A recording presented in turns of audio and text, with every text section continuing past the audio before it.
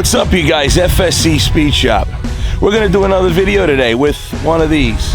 Should we do it with the truck or the boat? Yeah, you saw the thumbnail. We're gonna work on the boat today. I just got back from Baumgart Tire and Wheel, by the way. I just got done getting all new trailer tires for the boat. The old tires that were on here were back for 2013, and I went ahead and have Matt put new tires on the boat.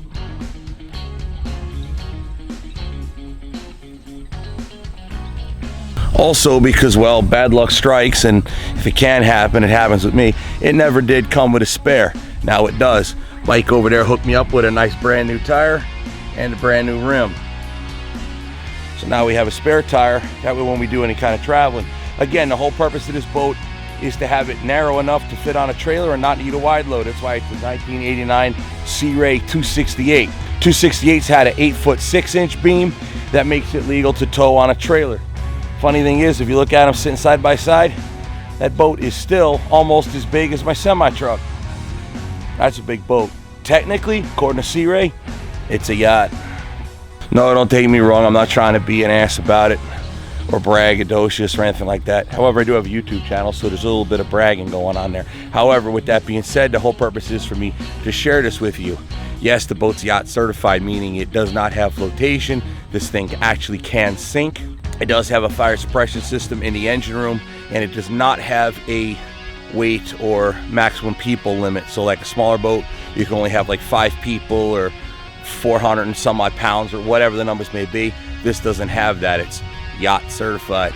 So yes, it fits on a trailer. Technically it's a yacht. It's a joke around the house, but whatever. The whole purpose of this video today is to get her back running. The last video I had the boat on, you saw me take the exhaust manifolds off, the risers off. Yes, I know I got to do something with that old name. I got to take that off and put my new name on it. Boat's current name is Some Assembly Required. Well, that's part of the video right here. We've got to put the new exhaust manifold, risers, and elbows on it, along with the oil cooler. That way it will run. Now, I mentioned in the last video, a lot of the blue bloods out there kind of think I shouldn't be doing exactly what I'm doing. This engine suffered terribly from water intrusion due to the old exhaust manifolds that we removed. The engine was literally full of this white, brown sludge, almost like a dirty mayonnaise came out of it. Took a bunch to get it all out. Either way, it's all out. We got clean oil in there. It ran. It does not knock. It has oil pressure. I will imagine that the bearings do have damage to it. It's like almost to the middle of August. We don't have a lot of season left. So the idea is to run it for the remainder of the season and rebuild the engine during the winter. However, December, like Christmas time, I do have plans for it because, well, it's cold here in Wisconsin. And from what I understand, it's much warmer in Florida that time of year. Let's go check out the parts now that they've all arrived. Here we have the all-new exhaust manifold and riser and elbow kit. This right here center, this is the oil cooler. You might remember from the old video, this thing had froze. It split right here in the center. It cracked and was spewing water all over the place. Also, the fact it froze means it could have cross-contaminated the water and the oil, which is engine oil on this side, power steering on this side. It could have cross-contaminated, and this could have been part of the water intrusion. However, in other thought, I don't know the pressure that's involved in the water that goes through here, but the oil pressure, you would think would be much higher on this end. With that, I doubt that caused the water intrusion. However, it did cause one heck of a leak. Here are your elbows, your Mercury Marine big block exhaust manifolds.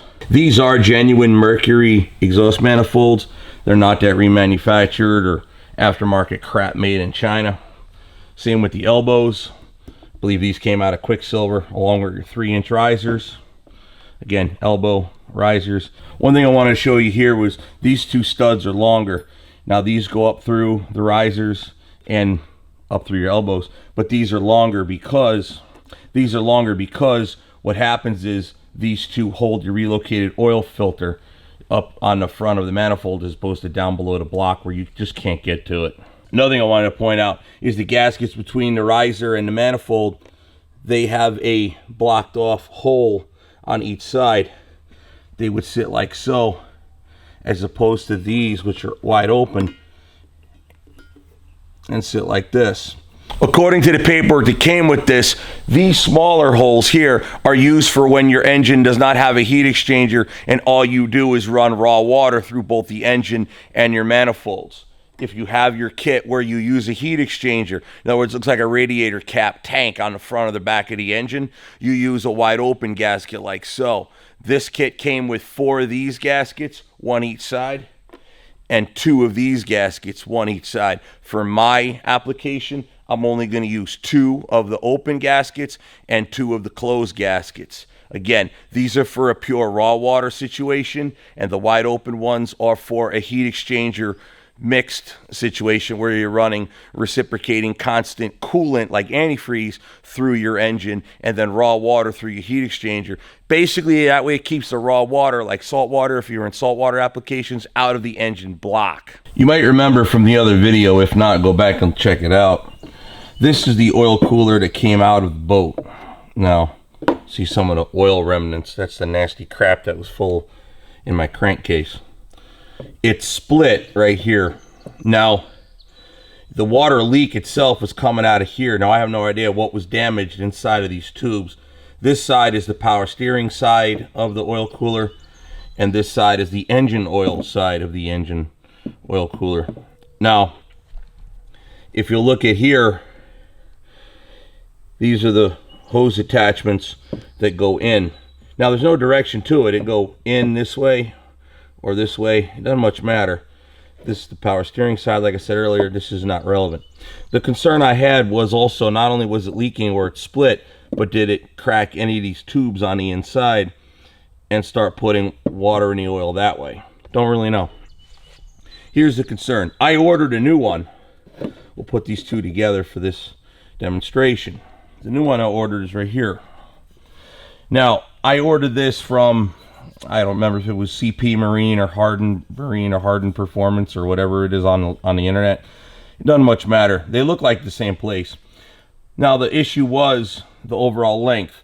So they're pretty close to the overall length and the size of the inlet, outlet for the raw water, the nipples for the power steering pump, and then here for the engine oil. Now, I don't know if you just noticed, there is a difference between them. So here's the problem that I have to overcome. The original hose here, this piece, this came from the oil filter housing on the engine block. There's an adapter bracket, or there's an adapter there that you hook up your oil tubes from. So this will go from that adapter on the block into the oil cooler, and it went into the factory one in this position. The one that came from the filter, or goes to the filter rather, goes from here. But notice these are straight in line with each other basically, where these are offset and kiltered a little bit. And there's a difference between this thread and fitting size and this here. Now, when I ordered this new one here, it was for a 330 Mercury, so it was for a 454. Now, I'm not thrilled about the restricted size as far as, see, this is just wide open, and this is more of a knurled edge, like a brake, like a giant brake tube. So this will actually make a better oil seal, but this had better flow. But this was also for a 330 as well, which is a 454, so that part really doesn't matter. The difference was I had to adapt from this hose to get this different to thread into here. Well, I'm not finding it, and it doesn't seem to be made. So I went to the place that makes my hydraulic hoses and my air hoses and so on up in Green Bay, a place called Kundinger's Fluid Power, I think they go. Anyway, this hose would have been too long, and there wouldn't be enough hose in the middle between these two crushed sleeves to make a new hose.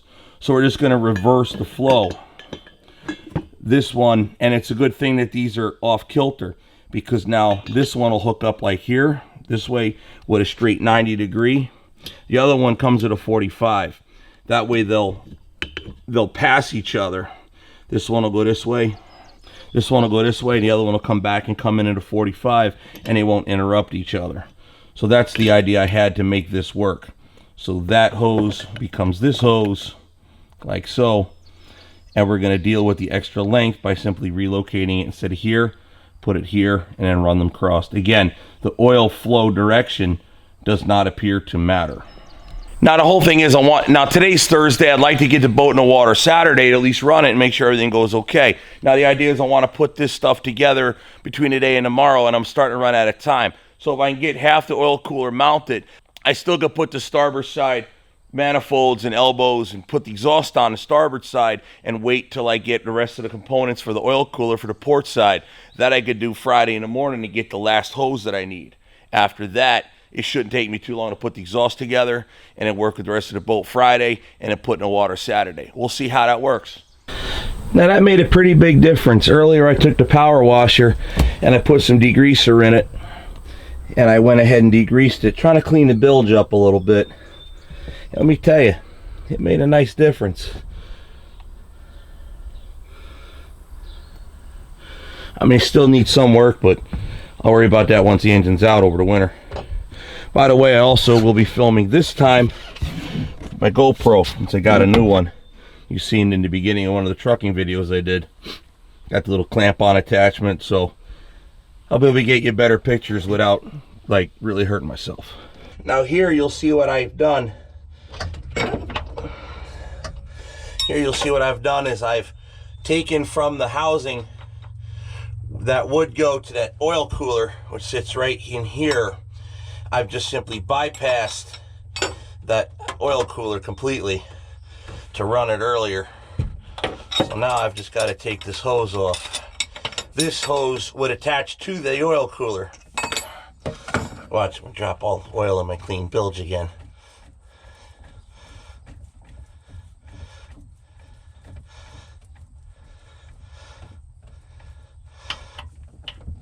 Ah, it's still that yucky sludgeola.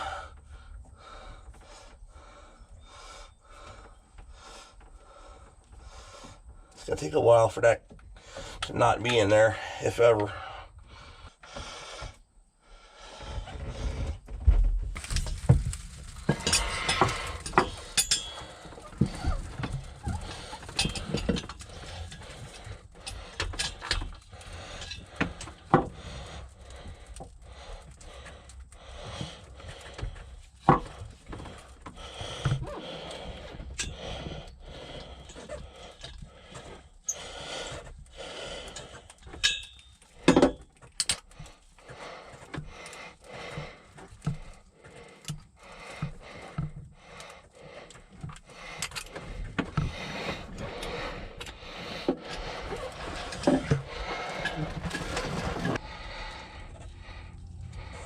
If you'll notice the staining around that freeze plug, it kind of looks like that oil that came out of that hose a minute ago. However, prior to me taking any of this apart, I had noticed that that freeze plug was not puckered out, as you can see. It was stained, but the oil cooler was spraying water all over it and leaving a rust stain is what you're looking at. It's not the coolant. Beautiful. And it's not the oil leaking. It's just the stain from the water spraying on it from the old oil cooler.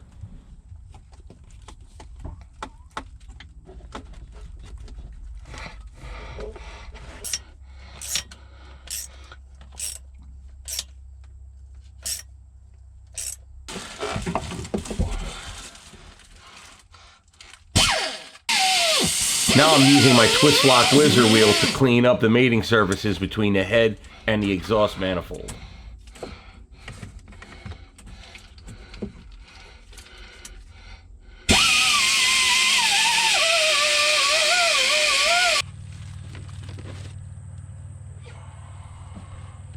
It's not so much that the exhaust manifolds are heavy. Believe me, they are heavy. They're heavier than the average exhaust manifold.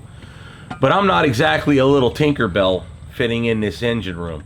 Now, it's a pretty good sized engine, and it's not a lot of room, and I'm a pretty good sized dude. And I'm just crammed in there pretty good. So working in this environment is not the easiest thing of all.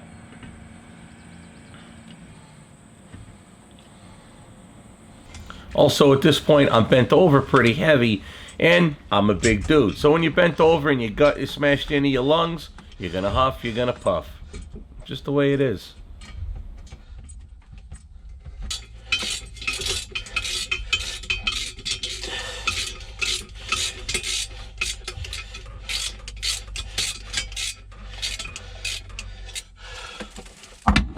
Now I'm installing the 8 spark plugs. I'm only going to show you one for time constraints, otherwise this video is going to be way too long.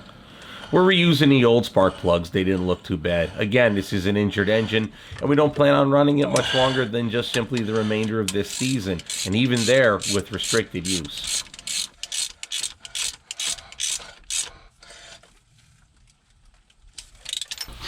This is the port side exhaust manifold. The exhaust manifold kit comes with 2 different lengths of studs. The longer ones go here and here because that holds the relocated oil filter. Now they do make tools for this job, but typically what I do is I take 2 of the nuts and I jam them together. On this case, what's easiest to do, if you remember to do it, is once you double nut them together, leave the box side of the wrench on the stud. That way it's easier to take off. The open end of the wrench will try to round off the nut. So it's easier if you just leave the box end over the stud for removal in a minute.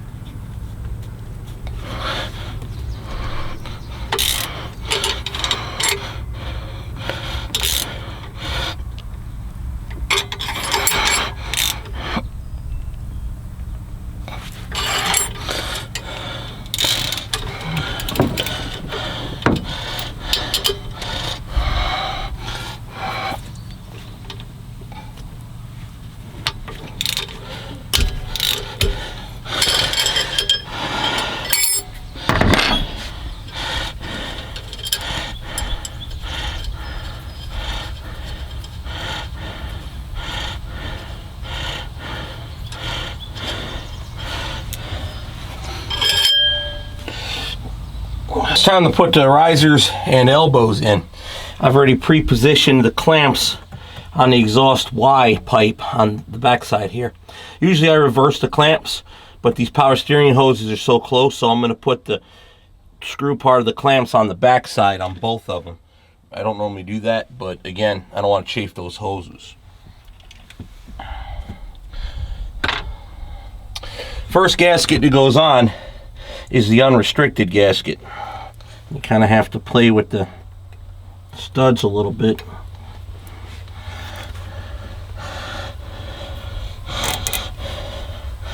Get the gasket to go down. And try to get it started over the threads. I'm going to use this riser to shove it right down. Now notice this is plugged up. It was on the original one. And this looks more like a drain plug. I'm going to leave it there and towards the bottom.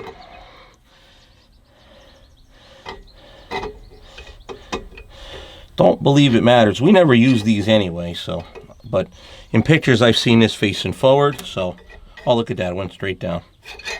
And the riser, right down, 3-inch riser, smack.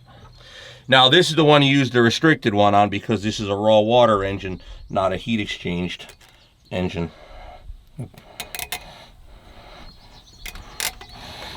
That down.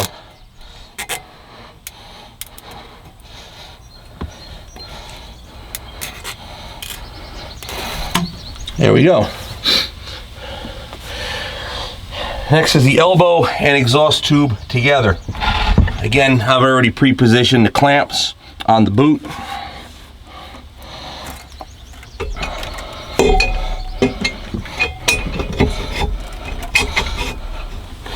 So that will slide down and then slide the tube into the boot on the Y pipe. All together now. And it is. There we go. Now, M&M bolts. Sorry. Now remember them nuts. Here we go. Thread them down.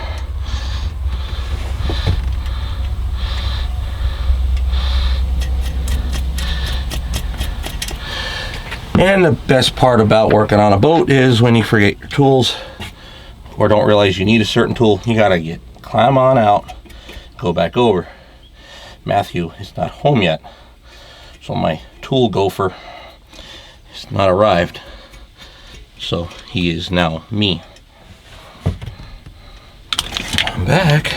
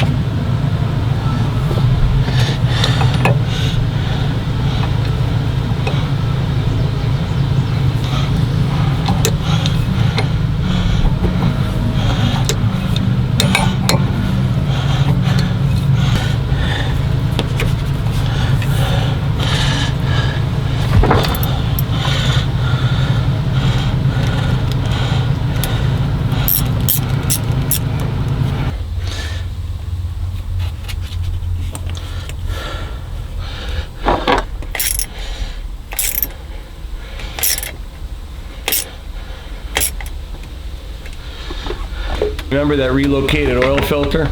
Yes, I know it's the wrong oil filter, guys. There we go. What we're trying to do is run the engine long enough to finish the season and get that white sludge that still remains in the engine out of it.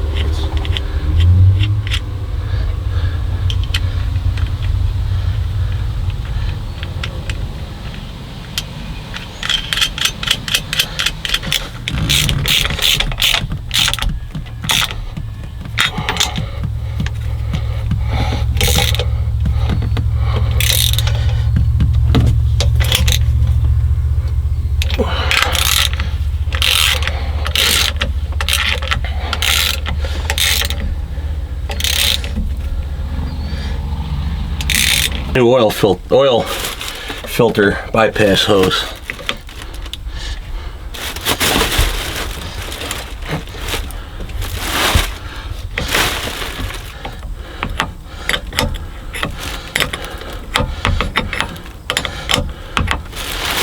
What's up, guys? It's the next day. We're sitting behind the wheel. We were working last night hard, and it got dark, it got late. I ran it last night, but I want you guys to hear it. We are going to put it on the water today. We got the bimini top put up. We're getting ready to test the last few functions, and then we're going to grab it, hook it onto the Dodge truck, and then go. So that's going to be the next video, but I wanted you guys to see it run on this video.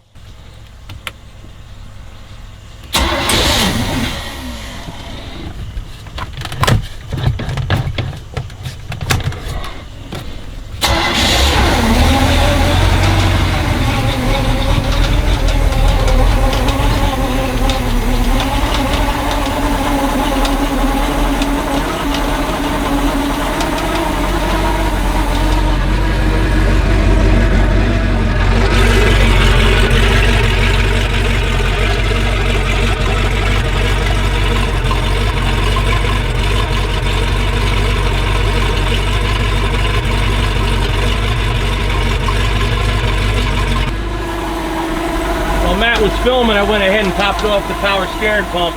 It was a little loose. It was a little low.